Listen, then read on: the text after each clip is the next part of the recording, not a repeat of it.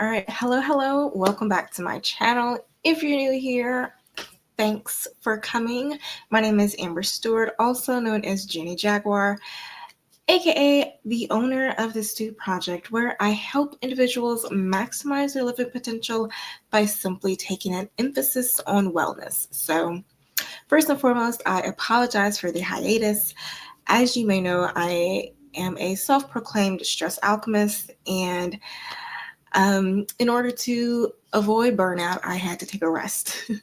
So, without further delay, I want to dive back into my Back to Joy Happiness to Reset blueprint because we are only 2 lessons away. I feel kind of bad for taking that break for 2 lessons away, but anywho, I needed it, so hopefully you'll be okay.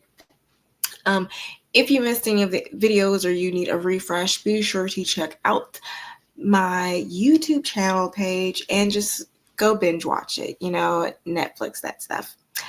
But today is going to be a wonderful day because this week we are talking about mastering your current mood and how to choose happiness now. So, in this lesson, we're going to explore how to shift from negative emotions to joy in any moment, no matter the circumstances. So, without further delay, let's dive in. All right, so first things first, why does your mood matter? Well, our moods don't just color our day, they shape how we view the world. But what some people often forget is that your mood doesn't have to depend on what's happening around you. Happiness is a choice, and I said this before in many of our lessons, and it is a choice. So I've said this before in plenty of our previous lessons. Happiness is a choice, and it begins in the now. So in this moment, our moods have a profound impact on our lives, extending far beyond simply coloring our day. They influence our perception of the world, shaping our thoughts, feelings, and actions. However, it's crucial to remember that we are not at the mercy of our moods. We have the power to choose happiness regardless of our external circumstances. Happiness is not a fleeting emotion dependent on what's happening around us, it's a state of mind, a conscious choice we can make in every moment. By shifting our focus from external events to our internal state, we can cultivate happiness from within. And this doesn't mean ignoring our problems or denying our emotions. It means recognizing that we have the power to choose how we respond to them. So, choosing happiness starts with awareness. By paying attention to our thoughts and feelings, we can identify patterns that contribute to unhappiness. Once we are aware of these patterns, we can start to challenge and change them. This might involve practicing gratitude, cultivating self compassion, or simply learning to be present in the moment. And we'll get into some tools that you can add to your stress or mood toolkit later in this lesson. So, moving on to our next roadblock in this series, which is emotional autopilot. So, have you ever caught yourself stuck in a mood you didn't consciously choose?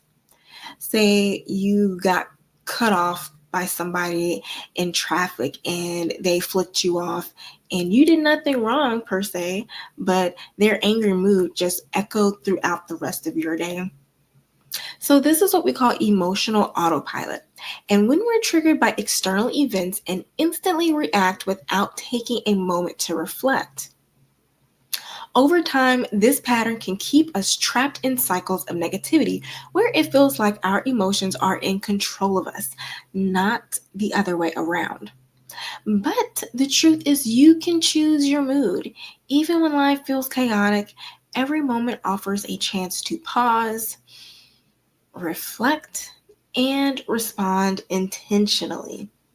By becoming aware of your emotional triggers and learning to respond instead of react, you shift from powerlessness to empowerment.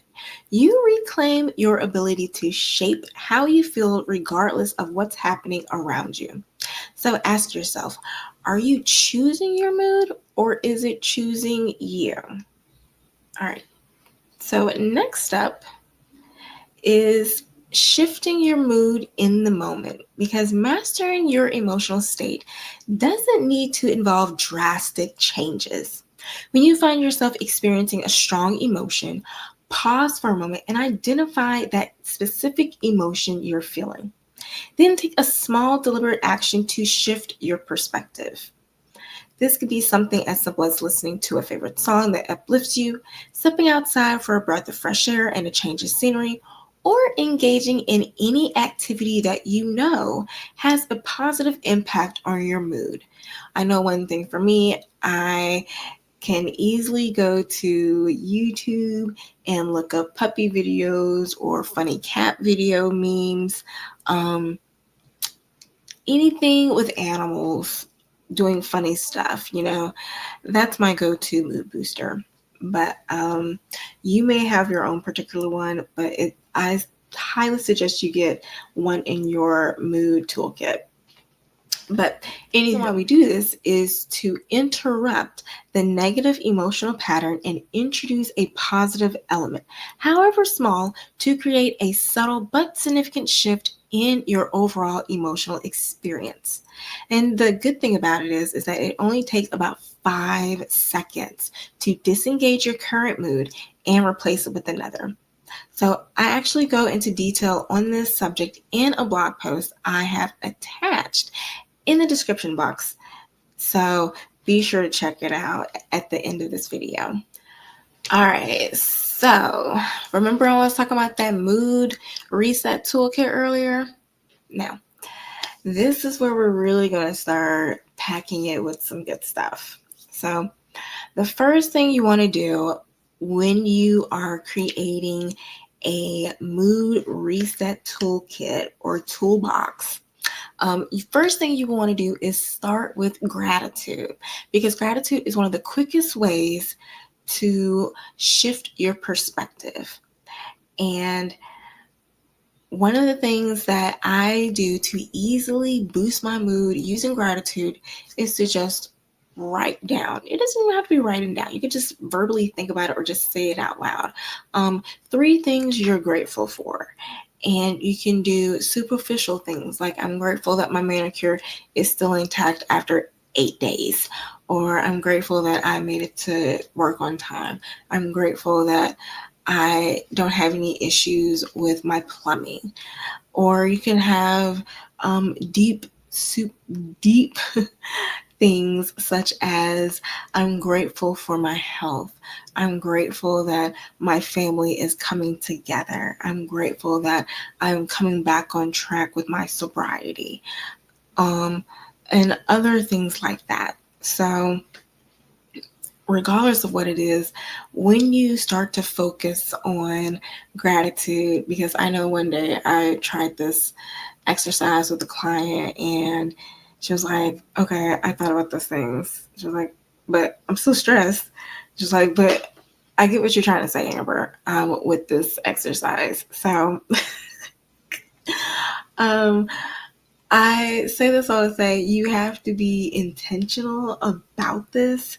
So if you are just doing it just to go through the motions, thinking for a quick fix, then of course you're not going to feel the benefits. But if you're doing it and you're truly, honestly grateful for these things, and it reminds you of a time where you didn't have these things, or these things were hard to come by for certain people in your family, then you may have a deeper relief from it and be like, you know what, these are battles that I have fought in the past, and I'm not going to allow it to hold me down this time, because if I can conquer it once before, then I know I can do this again.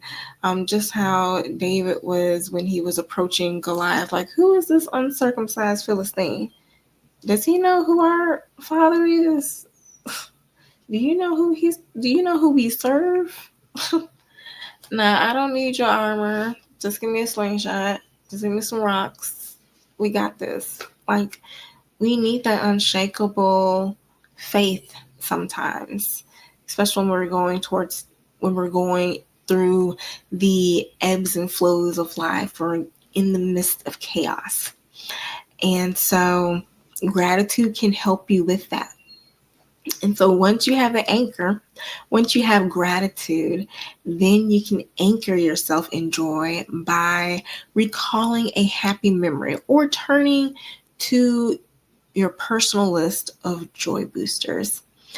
And so, you know how your phone or Google Photos will do replay of old happy memories, and it can instantly just bring joy to your face when you pop on your phone. And so that is a quick joy booster. So, you know, sometimes we nowadays you be like, it's really bad to be on your phone all the time. But in this particular case, yes, it might be beneficial to flip open your phone and to find a happy memory. Go look at a dog photo. Go look at your favorite puppy, your favorite animal, your favorite pet, and allow that joy and happiness to fill you up. Even your grandkids or your children. You know, even you. Go look at a picture of yourself when you just look in your bed. Like, dang, I got it. I still got it. So whatever I'm going through right now, it's not going to stop me from getting back to this or from staying like this. So let that be the anchor that you need. Go to your favorite scripture. Go to your favorite quote. You know, there's a lot of different things. Your favorite song, your favorite park, your favorite hiking trail. You know, the list goes on.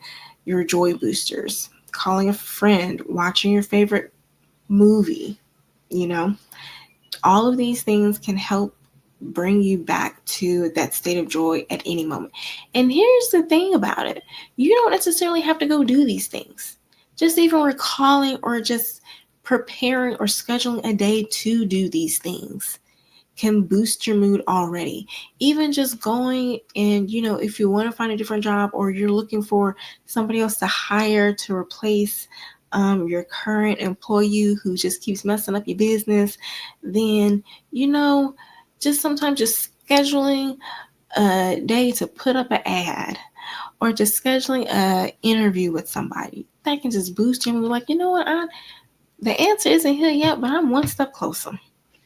You know, so hopefully this will help you get some ideas on how to boost your mood or how to fill your mood reset toolkit. So I hope this helps. So we have made it to the section of the series where we now work on our action activity, which will be the joy reset activity this week, which is what we will call our joy reset activity. So we are going to take a moment to rest, to reset, and recharge. And I want you to gently close your eyes. No, seriously, close your eyes. Don't look at me. Don't look at the little cartoon characters. Close your eyes. There we go. All right. So gently close your eyes and allow your mind to wander back to a recent experience that brought a genuine smile to your face. It could be anything: a warm hug from a loved one, a playful moment with a pet, a breathtaking sunset, or a simple act of kindness that touched your heart. Now, I want you to immerse yourself fully in that memory. Replay it in vivid detail as if you're reliving it in this very moment. See the sights. Hear the sounds. Feel the sensations, and most importantly, allow yourself to experience the emotions that accompanied that joyful moment. Let that warmth, that lightness, that pure happiness fill your entire being. As you bask in the glow of that happy memory, take a deep cleansing breath. And when you're ready, gently open your eyes, carrying that feeling of joy with you into the present moment. Remember, this simple practice isn't just a fleeting escape. It's a powerful tool that can uplift your mood, shift your perspective, and infuse your day with positivity. All right, now open your eyes and come back to normal. So I hope you make it a habit to revisit those happy moments whenever you need a little joyful boost. All right, so great work today. We only have one lesson left in this series. If you enjoy this content, please be sure to like, share, comment, or subscribe. And again, I know it's been a couple of weeks since I created the last installment of this series, so feel free to go to my YouTube channel page and binge watch the other series to catch up if you need a refresher for how to overcome the blocks to joy. Now, I want you to remember your mood is your choice. And with the tools you've learned today, as with the previous weeks, you can create happiness in any moment. So, next week in our final lesson, we'll explore how to cultivate lasting joy in your everyday life.